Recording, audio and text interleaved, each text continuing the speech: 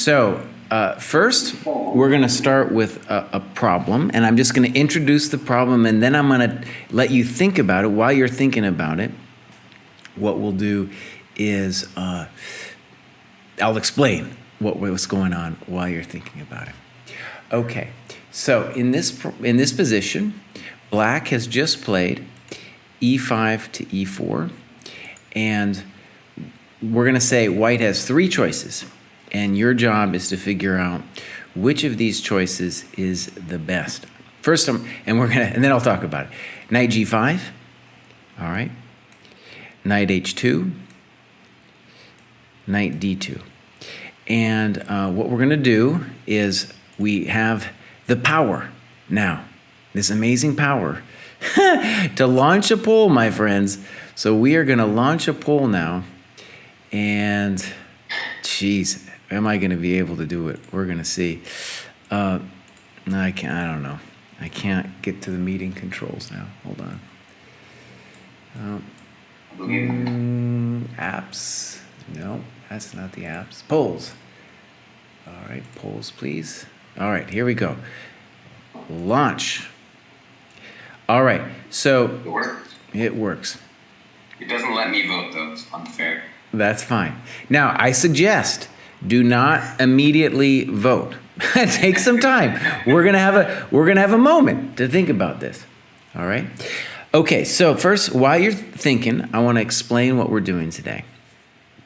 What we're doing today is old school chess problems. And what that means is problems from back in the day, and in particular, most of these are going to be from this amazing book called The Best Move by Hort and Janse. They're very difficult problems, and these were all problems that came up from their games, so they were analyzing their own games and made what they thought were deep decisions about what the best moves were. Some have practical,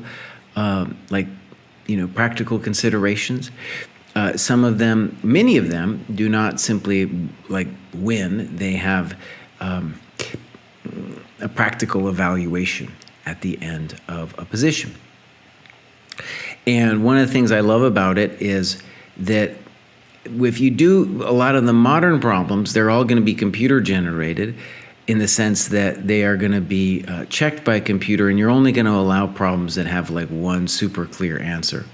In a lot of these ones, when you turn on the computer, a lot of their problems aren't even right in terms of what the computer thinks.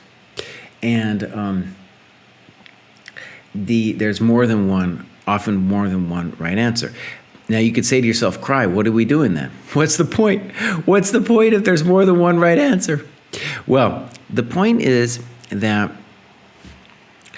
the human problems are a lot more interesting, especially if you take somebody who's like a GM, like these strong GMs like these guys were, and they're analyzing their own games and they have their own thoughts.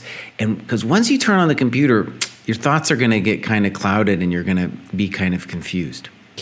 And one thing you guys know that I really push for is that you should analyze your own games, and that's where they got these problems.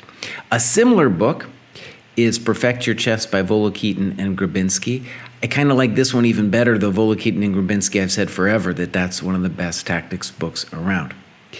Okay, and why? Because we're talking about, when I say tactics, not just a path toward a win, but the best move, as it actually happens. In my experience, and I'm sure yours, there's not usually some simple path to a winning position. No, there's it's a little bit, the forest is a little darker than that, right? It's usually not like a puzzle rush position. Okay, so people are thinking about this, and I'm going to say a couple obvious things about the position. This is actually taken from one of my games, and one of the reasons I picked first one of my games before I did the best move positions is that these interesting middle game positions where you have a couple different moves that are very interesting, they come up in your games as well. It's not just like super GMs only get the interesting decisions. No, everybody gets these interesting decisions, and if you spend some time analyzing your games, you will definitely find them. And this is a position from a recent tournament of mine. I spent a lot of time in this position. Let me say a couple obvious things. White is up a pawn, so white believes he should be better, and black is desperately trying to create some counterplay. And e4 has both a good and a bad to it. The good is that it's gaining some space, and he might have an idea behind e4. Also, but on the negative side, it is blocking the bishop on b7 entirely, right? So that's the easy positive and negative to say out loud when you're considering this. And I think that probably has something to do with how you evaluate then the position. Also, perhaps white's knight is now a problem piece or can become a problem piece. All right, now what I'm going to try to do in all of these problems, okay, is, I'm going to move this over here, is that instead of saying, oh, we're going to have like X number of minutes per move, what I'm going to do is when I think about 60% or so of people have responded, then that's when I'll say, okay, one more minute to go, and that'll be the end, right? That'll be the end. So, Greg, you're in the chat. How many people do we have today? 23 did the poll. But some of them joined late, so I don't know if they got the chance to vote. I see, right. Like, I can't vote. Oh, no, I see. No, we have 27 participants, me and you included. And then there goes. Somebody just voted. And then we've got 15 people voting. Yeah, so I'm going to wait a little bit. And I definitely encourage you to think about what's going on in this. It's definitely not the easiest thing here. Okay. And for the most part, I'm going to try to shut up. It's very hard for me to shut up, but I'm going to try to shut up as much as I can to give you some time. And what we're going to do after is we're just going to go through it, and then hopefully we'll bring some people on the call to talk about their opinions. And this one was very interesting to me because I made a move and then maybe second-guessed it. Also, then I had a coach look at it with me, and he disagreed with me. And ultimately, I did turn on the computer to check my own analysis. But what I'm going to be honest about is just what I thought, and then I'll tell you what the computer thought. And I can guarantee you it's not the same opinion. It's not the same opinion. And my coach did not have the same. My grumpy Soviet coach did not have the same opinion either. Okay, so we got 18 people. That's about 16%. I'm going to give one more minute. Take a moment and think about what you should play. And then we'll give, at the very end, even though Greg isn't allowed to vote, we'll ask him what he thinks too. Oh, I'm very distracted. You don't want to ask him.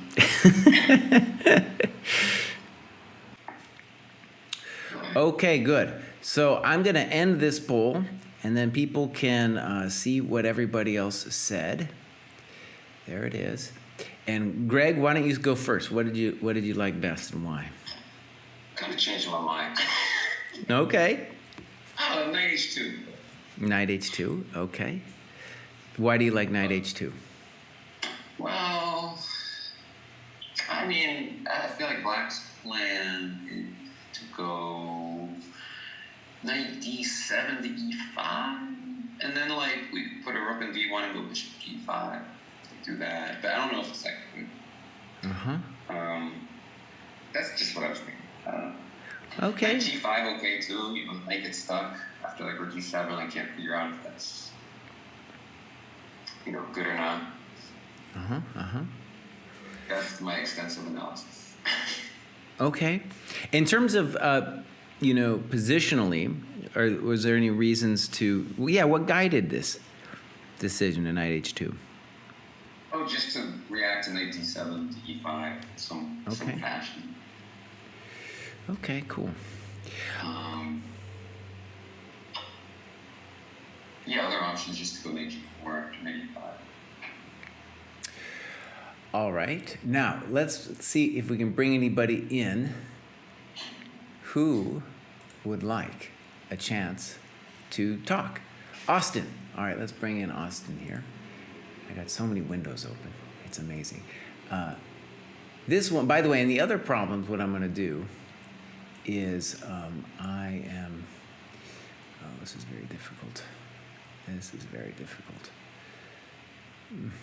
I am trying to find, there's a way to find Austin that involves typing his name in. I can unmute myself. Okay, good. Austin, tell us what you like. I like knight d2, mostly because the knight is most flexible on d2. If you go knight g5, then the knight is basically committed to be on the king side. Mm-hmm. And if knight g5, you can't win that f7 pawn, then it's basically a useless move. And same thing with knight h2. Like, if black decides not to attack you on the queen side, and instead tries to attack down the b file, then the knight on h2 will just be useless. But knight d2, the knight can draw back to f1 if black attacks from the king side. It can go to either b3 and c4. Mm-hmm. I think c4, if black plans on this knight d7 thing, like I'm thinking of something like rook d1, move the bishop, and then play knight c4 to contest the b3 square and also the e5 square. And then if black doesn't do that, he plays something like bishop c8. I think knight b3, knight a5 might be good. Mm-hmm. Okay, well, let's do Greg's idea with knight d7. What would you like to do here? The queen's not in the greatest spot, because I want to play bishop f1. Mm-hmm. I guess they can play rook fd1. All right, let's try that. Rook fd1, knight e5.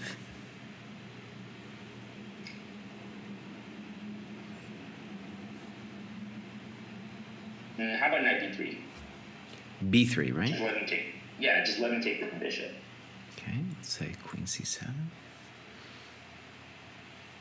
Bishop d5.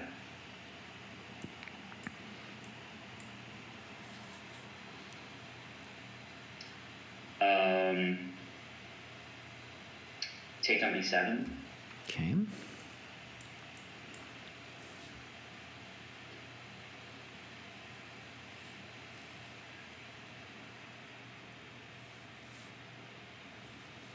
Rook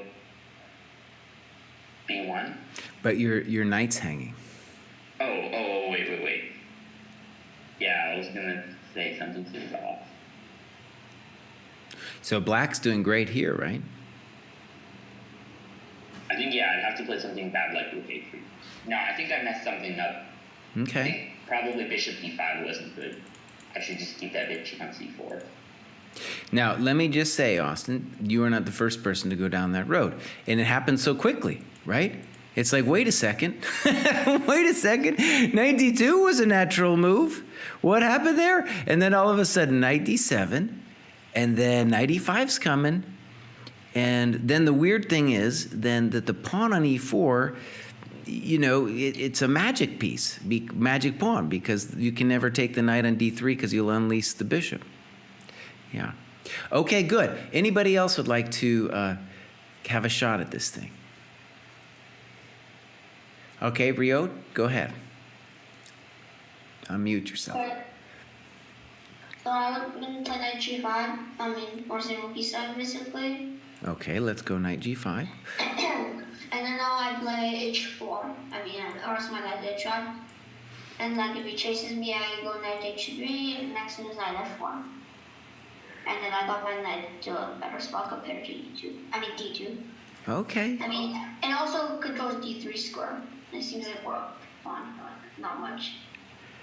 Okay. Well, that's kind of interesting.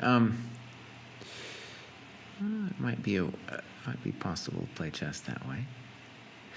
Now, let me just say, it gives me a little bit of the heebie-jeebies that we weakened our king side, and I'm not totally sure the knight's coming through d5, you know?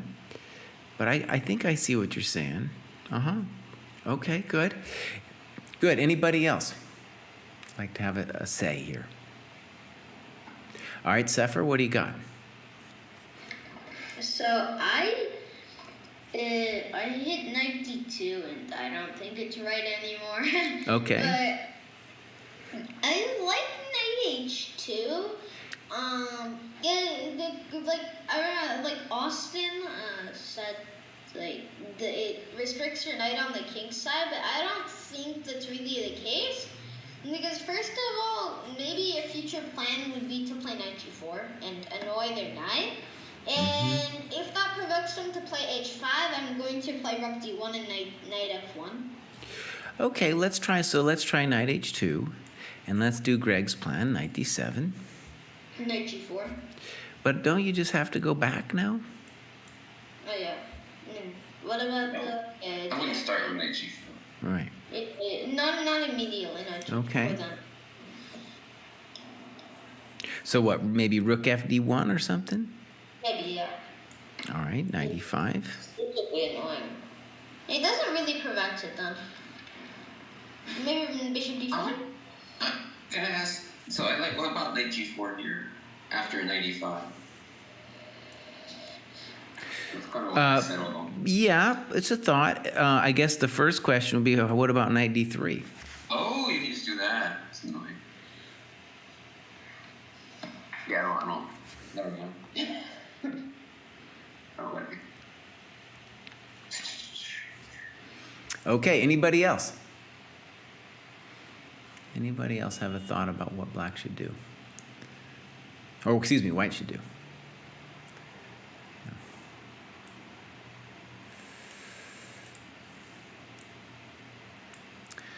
Okay. Eric says he likes knight g5. Eric, you want to come out and say something? You want to support knight g5? And if you share the poll results, you don't see them. Oh, how do we share that? Yeah.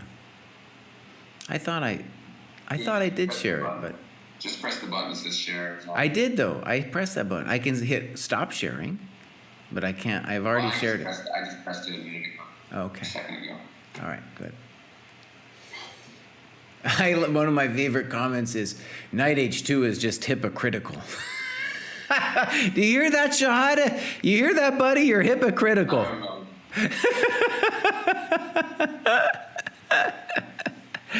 Okay. All right. So let me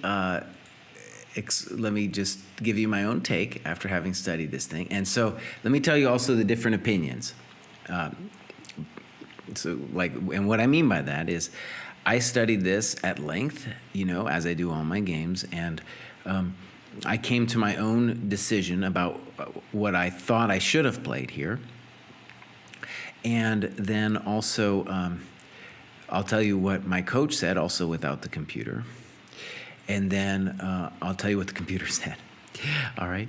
So I came to the conclusion that the best move was knight g5, however, not with the idea of playing h4 and knight h3.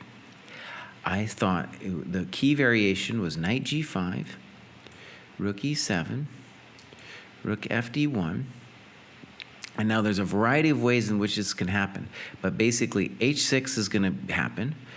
And when I say a variety of ways, like he could play rook a f8 first if he wanted to. I'm still going to do the same thing. I'm going to snip this thing. I'm going to play b4. And again, a variety of things can happen. Let's try this one. Again, there's many moves. Boom, boom, boom. Let's say this one.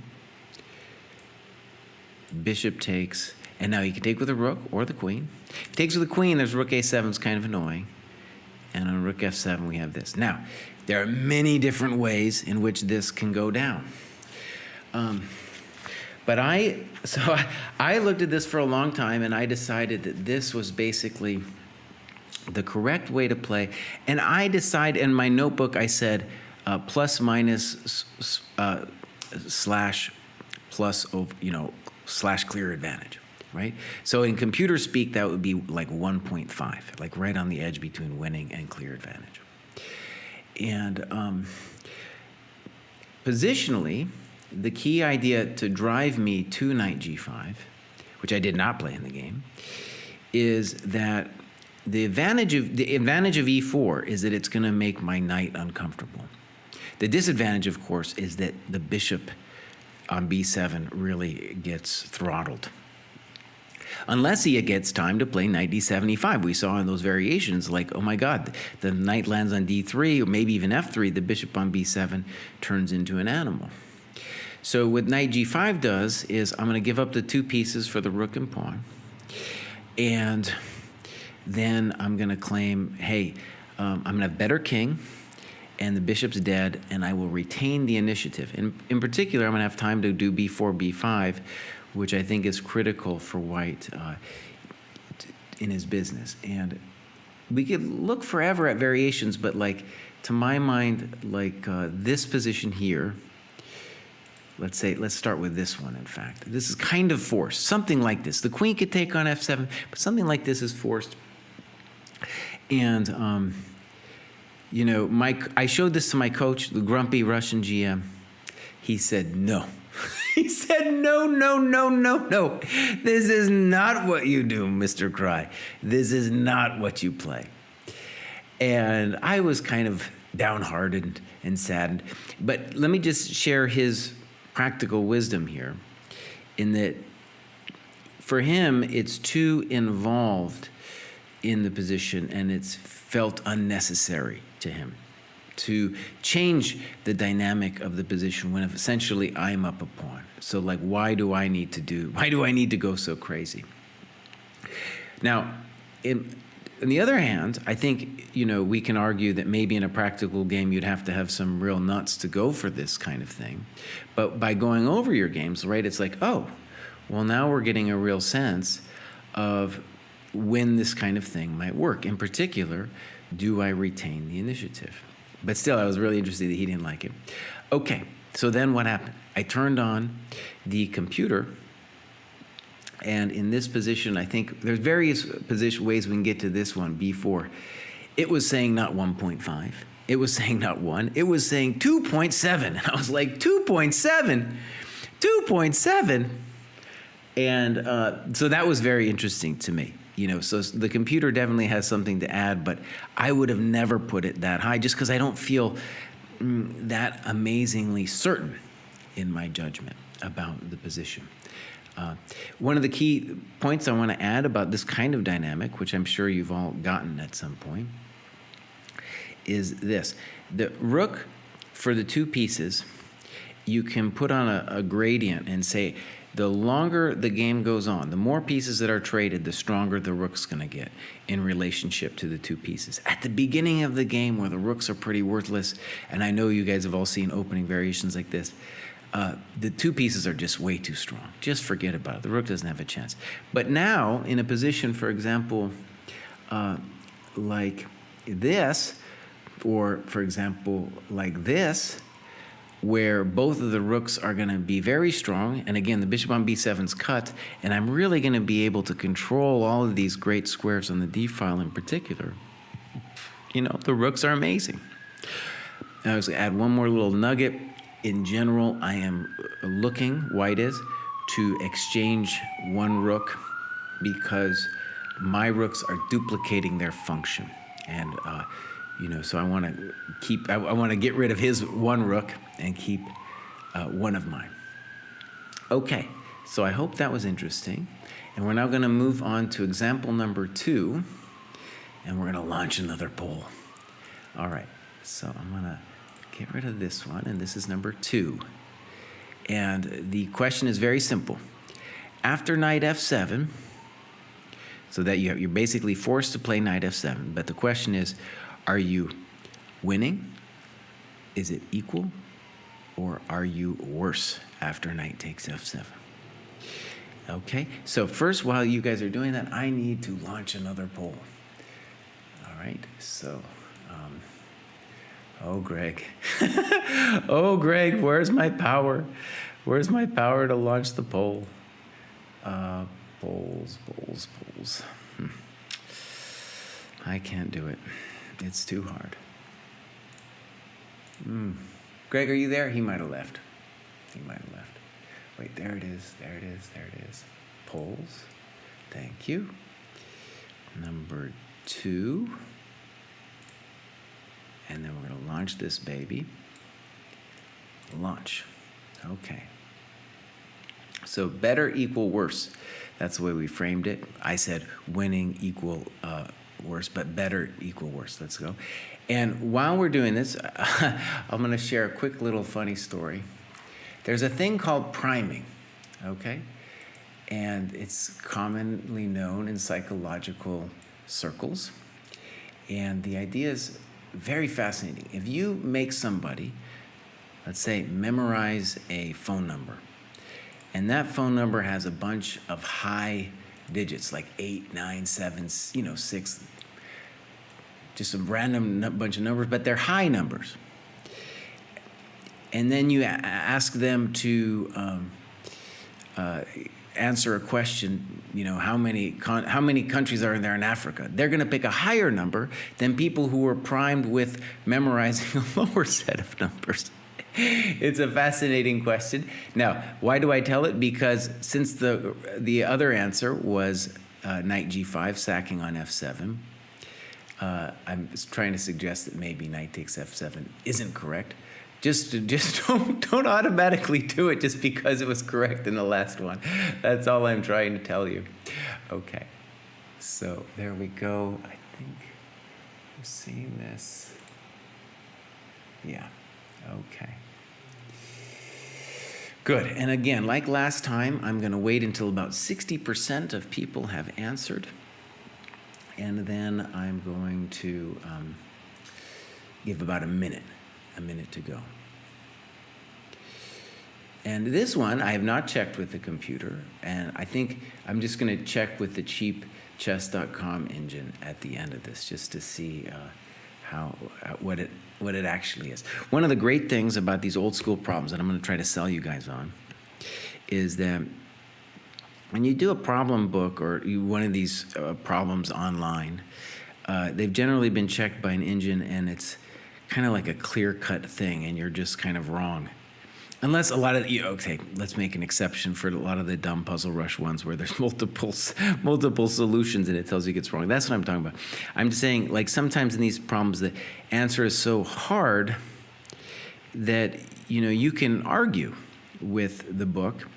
And, of course, you can end up checking it with the computer. But the main task where you're going to grow your chess skills is to fight with some of these great minds who haven't had the computer, and they're just trying to tell it like they analyzed it, probably also with their friends and other strong players while preparing the book, and also just in their own analysis. Okay.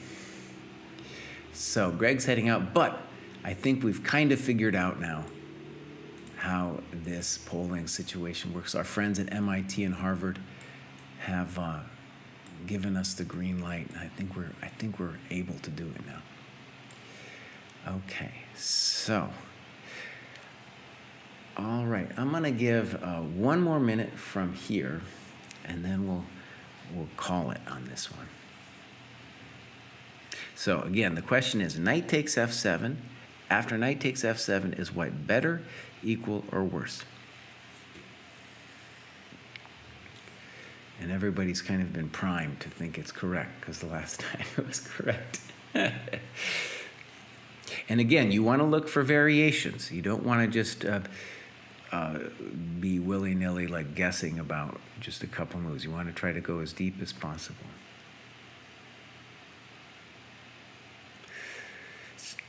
After what move we're talking about? Knight takes f7. So people are talking about bishop f4. No, we're not interested in bishop f4. We're only interested in knight f7.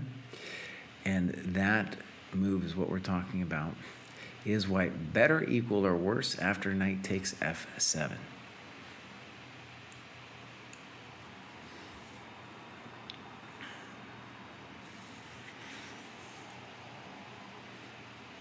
Okay, about 15 more seconds.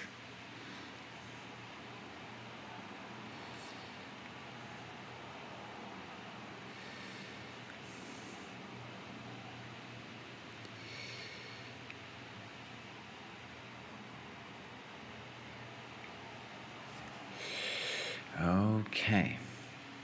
All right, I'm going to end the poll here. And I'm going to share the results. 45% saying better. 40% saying equal. 15% saying worse. Okay, who would like to come on and tell us what they think?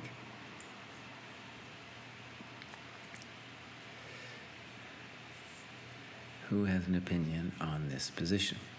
And I'll tell you, maybe, I don't know if it's helpful, but this was Jansa against Delmar in like 1967. Austin, come on in. Tell us what you think. And what variation you have. I think what's better after knight takes f7. After knight takes f7, rook takes bishop e6. Black has to play knight f6 because if you try to defend the rook with a queen, after bishop f7, queen takes f7, then rook on e8 drops. So yeah, black has to play knight f6. And here I thought something like bishop f4, just very simple. Like the bishop's not going, like the rook's not going anywhere. And here I thought black might try rook a7 so he can recapture on f7 with the rook. Okay. And then after rook, and then here I said rook a d1. Once again, I'm still not going to take the rook. Okay. Until black moves his king or something. So after something like queen f8. Okay, F8. Yeah, f8. queen f8. I don't know, I thought maybe queen c6 and white should be better because even though black does have the two bishops and, the two pieces for the rook, white has the initiative, so black isn't really able to make anything out of his two pieces. And also his pawn structure is kind of scattered. The king could become exposed. Okay, let's do a couple of moves. So queen c6, king, let's say h8, just a natural move. Now I'll take the rook. Okay. I don't know. I don't know which way. Let's say rook takes. Oh no. Well, you're trying to snip my pawn over there. That's not very nice. Okay, so I'll play queen takes. Rook d8.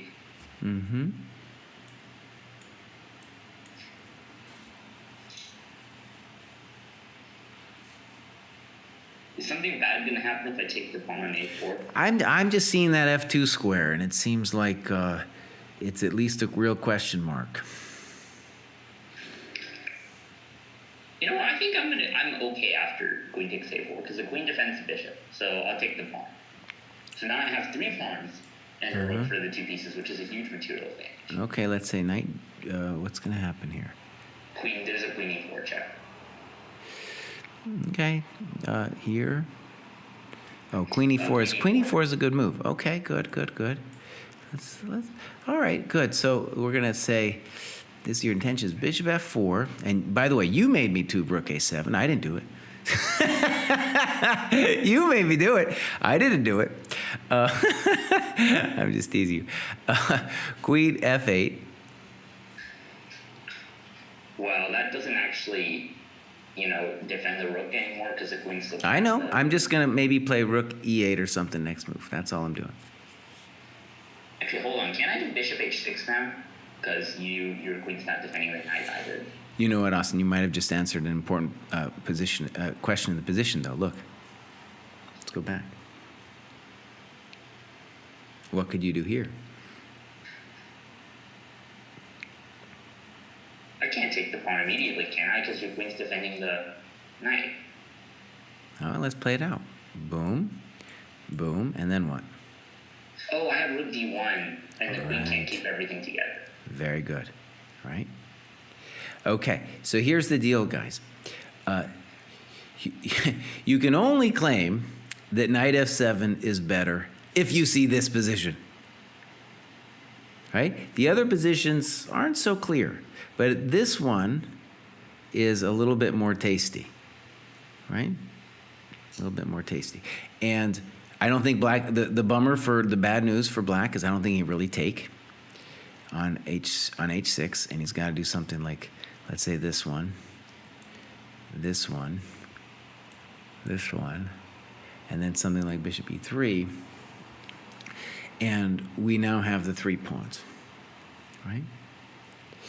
And they call this winning, all right? And I guess I believe that, but I want to cheat now just to see what it says, and I'll tell you all what it says here. No, I don't want that one. I want the lines. Yeah, it's saying one point plus 2, 1.7. That's what the cheap engine is saying. Now it's going up a little bit. And maybe black could do, actually, let's go to bishop h6 and see what it says here. Yeah, basically winning, 2.4, 2.2. Okay, good. So again, that is a position. I didn't want you guys to do the thing where you say it's winning just on principle. I don't want you to be primed from the last problem, but you really need to see bishop h6 in this one. Very nice move.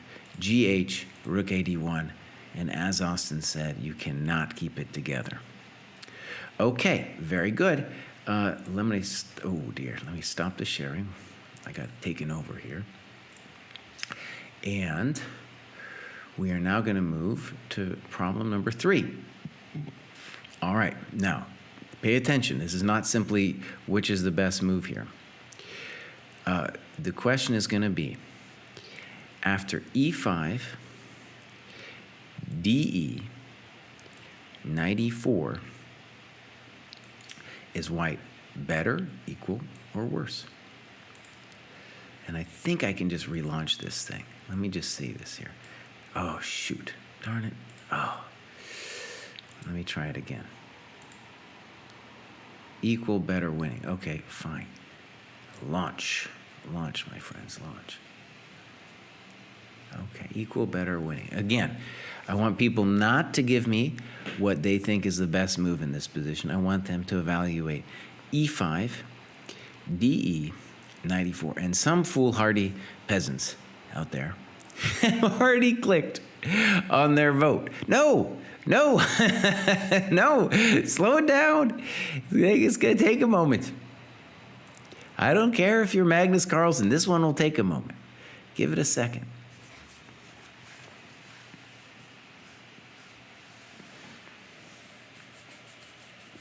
Give this one a second.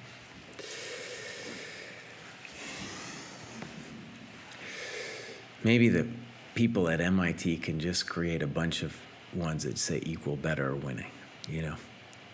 Maybe that's what they could do for me. Yeah, we had the NIH people, National Endowment for the Sciences, National Endowment for the Humanities, all looking, how can Kraai get some polls? Been a thing that's going on for years now. My desperate need for polls. Desperate. All right, yeah, so I want to give some people some time. Some votes coming in. When roughly 60% of people have answered, I will give the rest of the crowd a minute left. Now, that doesn't mean that you don't need more time. We're just crowdsourcing. We're crowdsourcing the time. Yeah, we're crowdsourcing. It doesn't necessarily mean that the crowd is correct.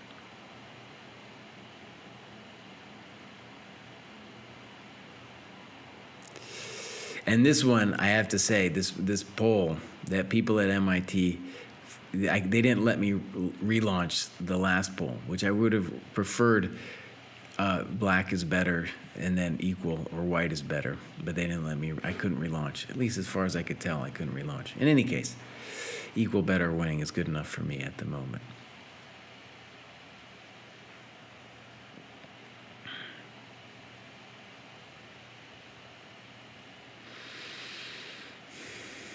And people are talking about other moves besides e5, knight e4. Forget about it. I'm not interested in those other moves. I'm interested in e5 and knight e4, going for the throat. It's the key variation that white needs to consider. And in all these Sicilian positions, is the knight on c3 dominated, or is he going to be able to play a role in the attack? Key question.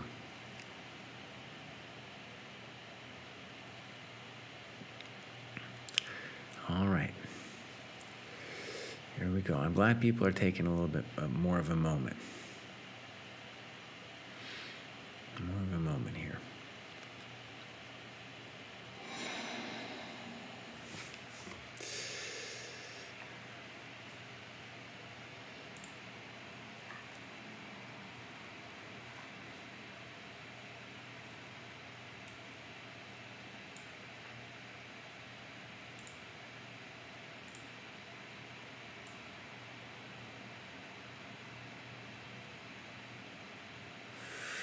Okay.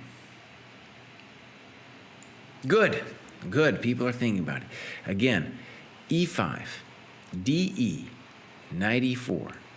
That is the key variation I want you to consider. What is happening after that?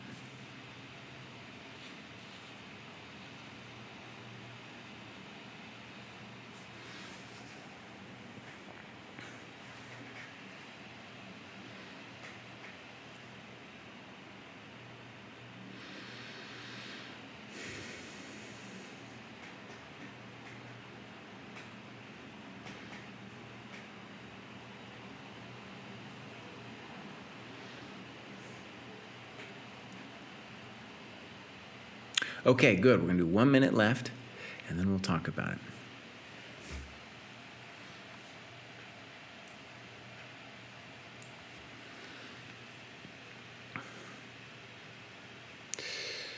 One minute left.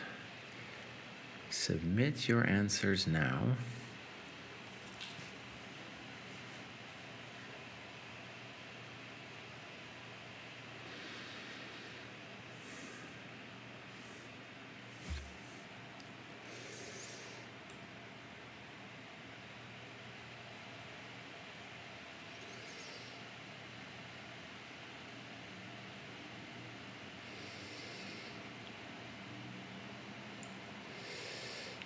Okay. Good. I'm going to end this poll, and we'll have people can come in and give their opinions. This one's almost a perfect distribution. It is. I'm ending it at a perfect distribution. 22% saying equal, 56 saying better, 22 saying winning. Okay. The people at MIT should have let me do black is better too, but they didn't. But that's okay. So, all right, who would like to come on and say what they think is correct? This one's a difficult one. E5, DE, 94.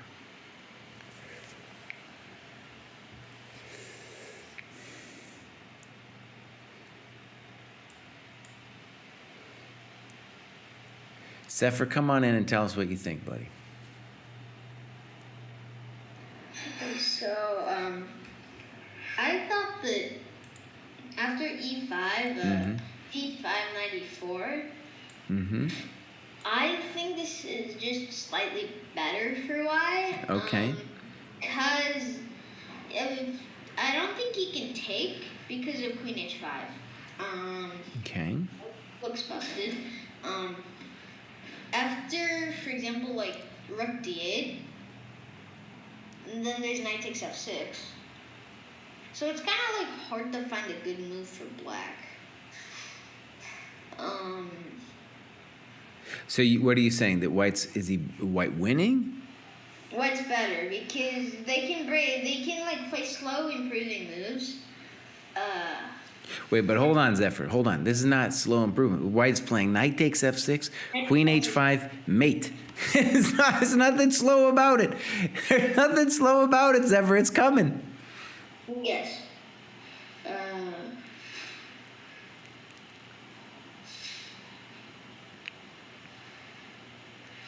Right?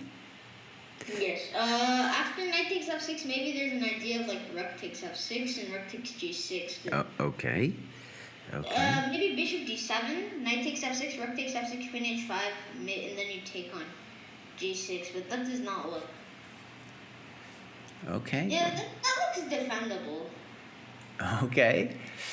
All right. Anybody else like to come in and share what they think here?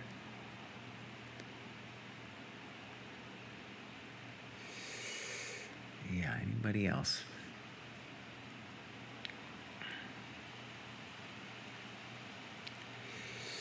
Okay. Austin, tell us. What do you think, buddy? I was actually going to say the same line as him, which is Bishop D7. Like, it's just very calmly developing the bishop, but actually the idea is to survive the E8 square. So now after Knight F6, Rook F6, Queen H5. Queen H5. If after... No, I'm not here. If Rook takes F6 instead of Queen H5, Then you can go bishop f6, queen h5, king f8, and then after queen h8, you have king e7. Wait, hold on. Something's not right. Okay, you know what? I'll just continue with this time. Here you can take the bishop on g6, and then play something like bishop e8. Mm-hmm. I Okay. thought white might play some. Well, I think you should probably keep the c2 pawn defended. So maybe like queen or Queen g2, yeah, that works. Yeah, queen g2. I mean queen g3 might be playable too. I don't know. Yeah.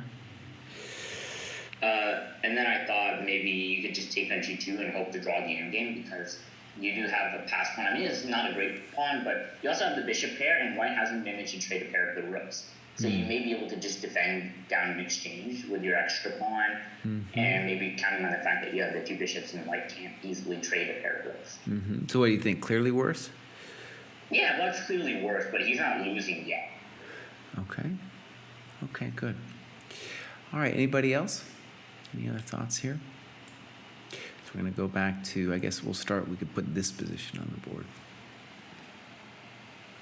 Yeah. Very interesting position.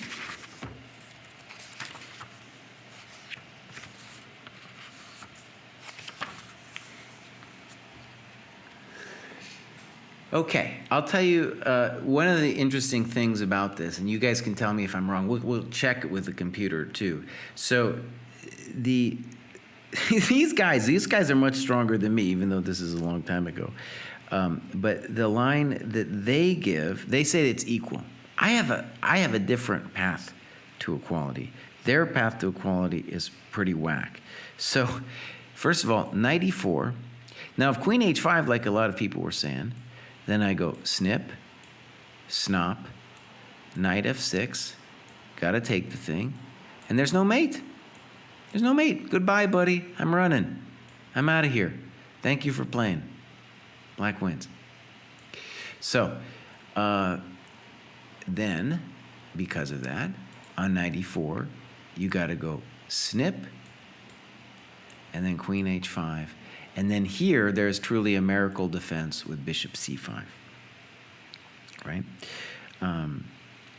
And black is going to run. It seems unbelievable, but truly that is what's going to happen. For example, check this madness, and then on queen h8, eyeing the e5 pawn, so no king c7 because of queen e5, then king e7, and we have ourselves a very strange draw. Now, that was over my head. Did I see any of that? No. But now, you guys can let me know, am I correct? Here's my thought. I thought b5, knight f6, rook f6, and now there's two choices. There's rook f6, but here, I'm going to run like they did, and I'm going to play bishop b7, and if they check me, I'm running. That's it. I'm out of there. Goodbye.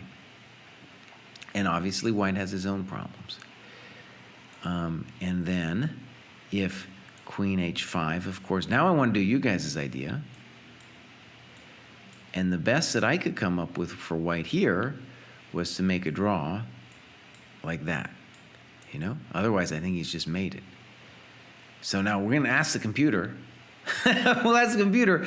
But I'll tell you, so that's one of the fascinating things about these old-time guys. They didn't check with the computer. Now, I could be wrong. All right, so here we go. Knight e4. Let's see what they say. Or not the evaluation bar, Kraai. Come on. This thing. Oh, it doesn't like my move, boss. Oh, it has a nice move that I did not see. Look at this. b5. And then queen f3, dog. Oh, that's cold-hearted. That is cold-hearted, my friends. Wait a second. Do I understand this? Bishop b7, queen h3. Oh, man, chess is a beautiful game. Look at that. Look at that. That's so cold. That is so cold. +9. +9, my friends. Well, I was wrong on that one. Now, did they see b5 And this amazing queen f3, I don't know. If they did, no one said anything about it, but what a great move. What a beautiful move. Okay, so there it is. It's equal, but only if you see this one that they saw, which I did not, because I just thought I found an answer in b5 and that was good enough for me. Was I wrong? Yes. Did I believe I was right even though the computer smacked me down later? Yes, I believed I was right, but I was actually wrong. Man. And I'm going to tell you guys, when you look at these complicated middle game positions, it is a rough business, my friends. All right, let's do one more. Let's leave with an end game. Let's leave with an end game here. We're going to stop sharing this and go away. And let's launch number 4. Right. Oh. Actually, you know what? Let's take it to this one, because this one is the only one we got a poll for. Launch the poll, baby. Launch it. The poll is very simple. This will be the last poll of the day. It's white to move. Should he play knight c8, queen c4, queen d7? Which one should he do? All right.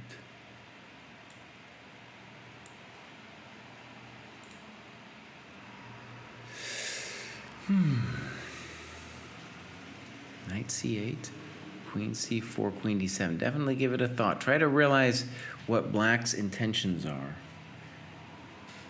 You know, and let's say some obvious stuff. This is the King's Indian, my friend. And the King's Indian is a brutal beast. It is a brutal beast. And let's just say there might be some clouds. There's only, if you put a king on h1 against the King's Indian, there's going to be some drama. There's going to be some drama. Yeah. Roger has a good point. The pawn is on c3 instead of c4. So in that sense, it probably did not arise out of a typical King's Indian position, but this is definitely, at least to my mind, a King's Indian structure. Maybe, you know what? Probably, even though it's a King's Indian structure, it was likely, I'm going to guess, a Sveshnikov. That's what I'm going to guess. In fact, while you guys are doing that, I'm going to find the game. I thought I had it anyway somewhere out here. Here, I'll find it, put it out somewhere else. All right. This is Tall against Jansa, like 1966. 1966. Poor Tall. Time pressure here. Nope, totally wrong. This was Rui Lopez. This came out of a Rui Lopez. Sveshnikov wasn't popular back then. All right, we got 10 people have answered. I'm going to give it till roughly about 60% of people have submitted their answer. And let me just say, I really enjoy the polls. One problem that we had here at the U.S. Chess School is I feel like, you know, we have always the same people who are ready to come on and say something, which is great, but I want everybody to, you know, participate. And I get it that some people don't feel comfortable coming online and talking in front of a group of complete strangers and some strange people on the internet and myself. And then I make, you know, snide comments, and then it just doesn't feel good. And you're like, well, why did I participate in this event? But with the poll, it is anonymous unless you want to come on and defend your answer. All right, we have 12 people answered. So until when we get around 60%, I'll give 1 minute remaining. Queen d7, queen c4, knight c8.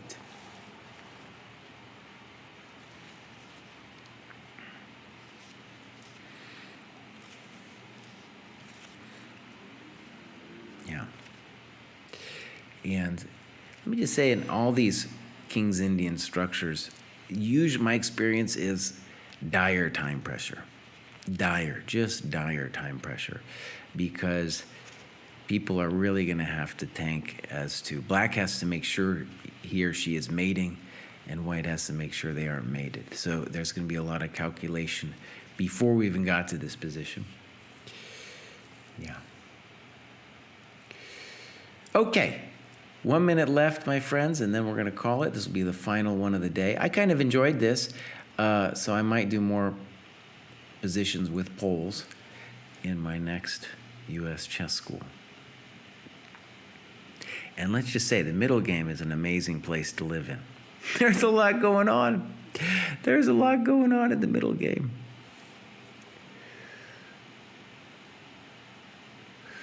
All right. I'm going to end this poll, and I'm going to share the results. Queen c4 and queen d7 were about the same. Nobody liked knight c8. Okay, would anybody like to come on and defend their answer?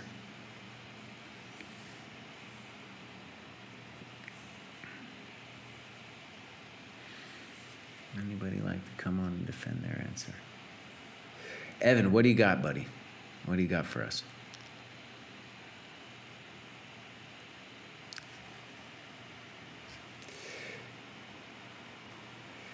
Maybe Evan's talking about something else.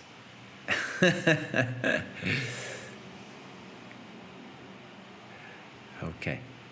So, this is a very difficult one. White's under duress. And let me just say, you will sometime in your life find yourself under duress against some kind of King's Indian. You know, that pawn on f4 is just an evil beast taking up all that squares. And Araja likes queen c4. Take on a6, and then also in case of queen f1. Hope for the best. Hope for the best. That's one of the terrible things when you hope for the best against the King's Indian. It's a real mess, man. It's a real mess. Sometimes, you can imagine, Tal probably thought he was winning this because the bishop on h6 is miserable looking, and it feels like he is breaking stuff down. But in fact, queen g7 / queen g5 is coming pronto. Cannot do queen d6 because of hg, and we'll end up losing some stuff. Austin likes queen d7. Austin, you want to come on, buddy, and tell us why? Yeah, so I thought queen d7 versus queen g5. Okay, good. I thought, well, maybe if we put queen c4, black gets a choice between queen g7 and queen g5. And we really don't want to put queen f1, because if that happens, then we're not going to be able to move any of our pieces. Like, all of them are going to be basically stalemated over there in the g2 pawn. So now, I was thinking, for example, if we play queen takes e6, then rook wait, hold on. I was thinking that sometimes that bishop on h6 might hang.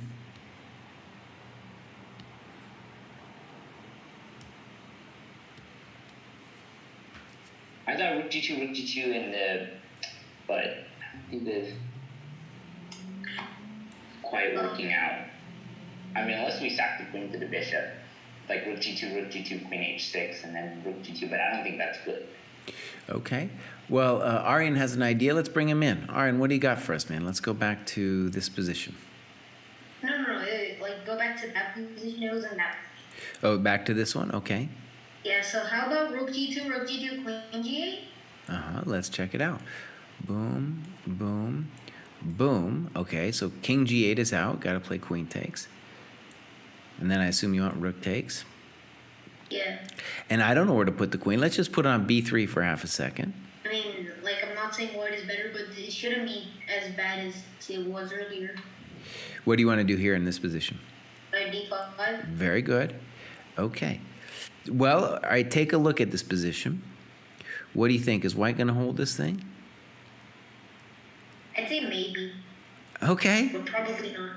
Probably not. Okay. I think for sure white can hold it, because the knight is defended. Okay, so let's do this chain thing. So the king defends the knight, the defends the pawn, that defends the pawn, that defends the knight, that defends the pawn, that defends the pawn, that defends the pawn. So basically all of white's pieces are all protected by each other. Yeah, I think I've got a bishop to d5, bishop to h4, bishop to d3.